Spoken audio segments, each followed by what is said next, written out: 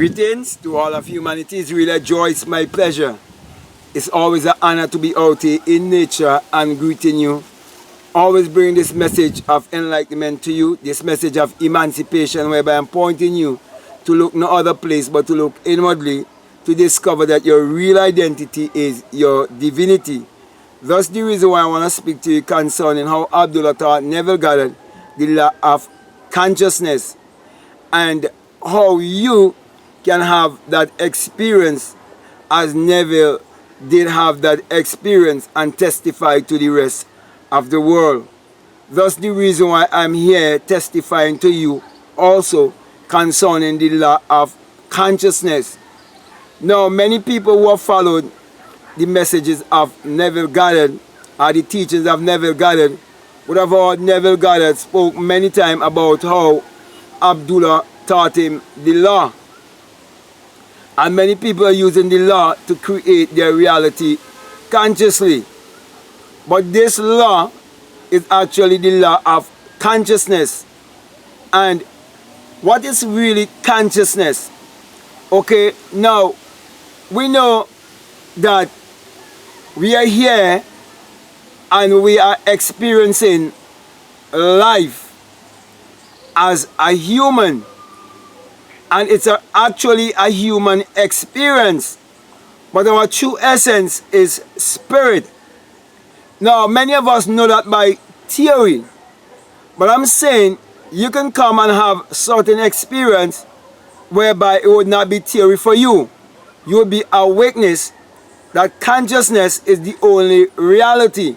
That nothing that you see around you, that it's real. It's all imaginary. And I'm speaking from experience, having experienced the promise.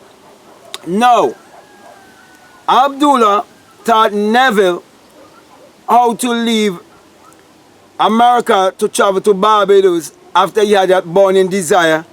And he taught him how to do so without having a job or without having any money. And teach him how imagination creates reality and that consciousness is actually the only true reality there is, the only thing that is real. But after many years, Neville Goddard in 1959 experienced what he called the promise. And when you experience the promise, that is when you will come into have the experience of your higher self, the Christ consciousness experience. Or the Christ conscious experience, okay, where you will come into nothingness. You will become one with the wind. And that's when you will realize that you are just pure consciousness. And that you shouldn't hold to no false identity. That your only identity is actually your divinity. That's the reason why this entire message that has been taught by Abdullah to Neville Goddard is to teach you the law of consciousness. So that's the whole point I want to get to you. That the law of consciousness is basically to bring you into discovering your divinity. Or to discover your higher self. To discover that you are God in flesh. To discover that you are the I am.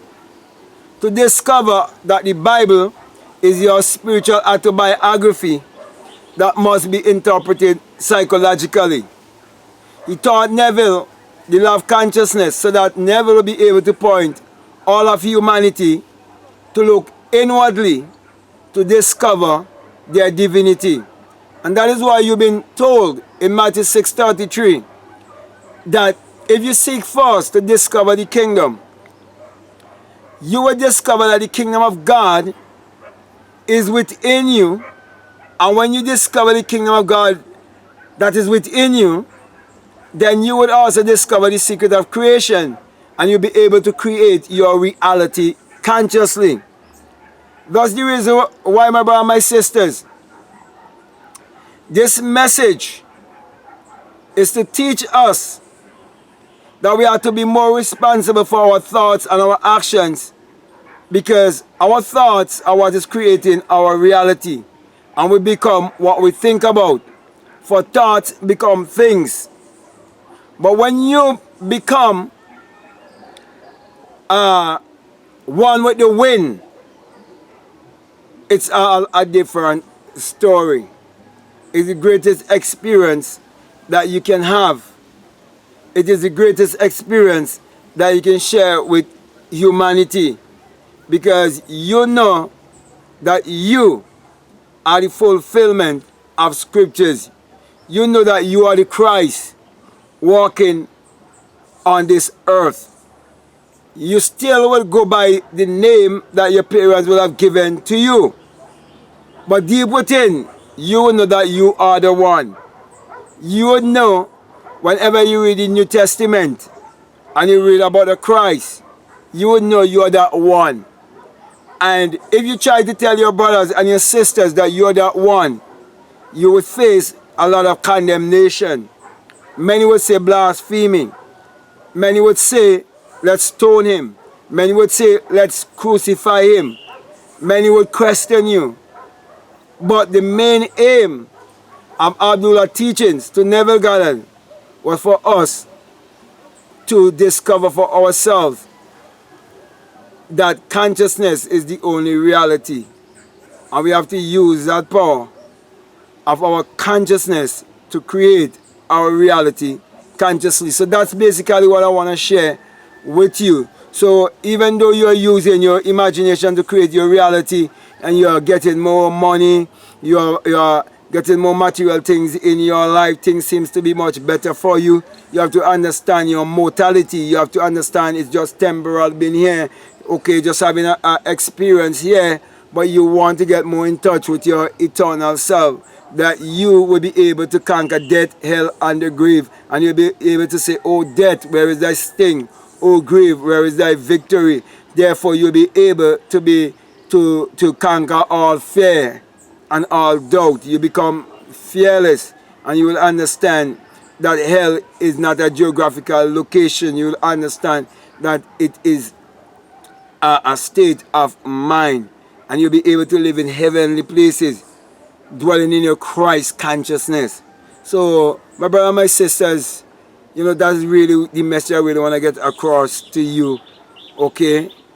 Once you're following the teaching of Neville Goddard, be a little bit more focused and discovering your higher self.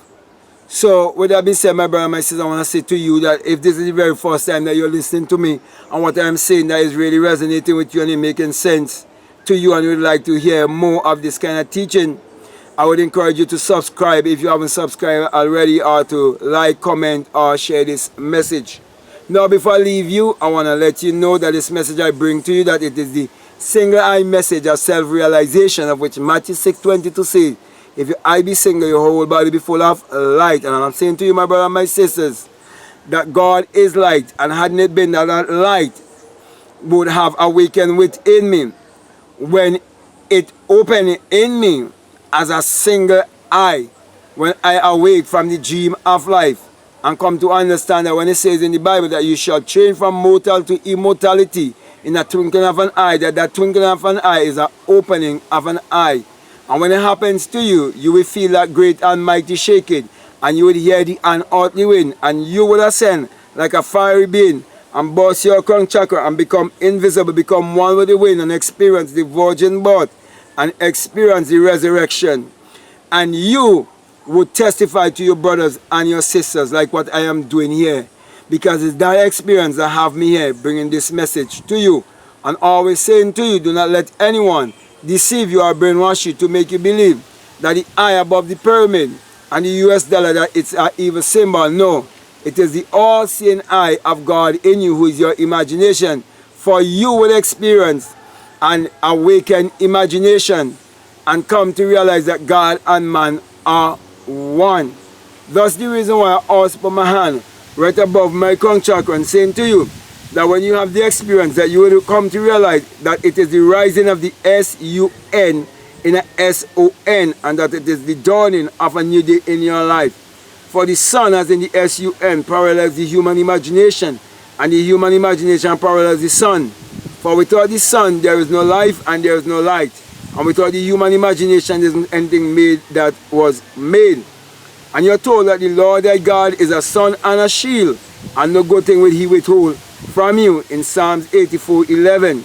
And the sun has never withhold any good thing from you, for the sun is what powers all of humanity and gives all of humanity its energy. Also in Malachi chapter 4 verses 2, you're told that the Son of Righteousness shall arise in you with healing in his wings. And when the sun would have risen in me, it enabled me to bring healing to all of humanity. Thus the reason why I'm pointing each and every one to look inwardly and to use your mind power, which is your solar power, your God power, your sun power, your creative power, which is actually the sexual power. Use that power to achieve your every desire, for that was the motive of Abdullah. So with that being said, I want to say peace, love you all, I'm out.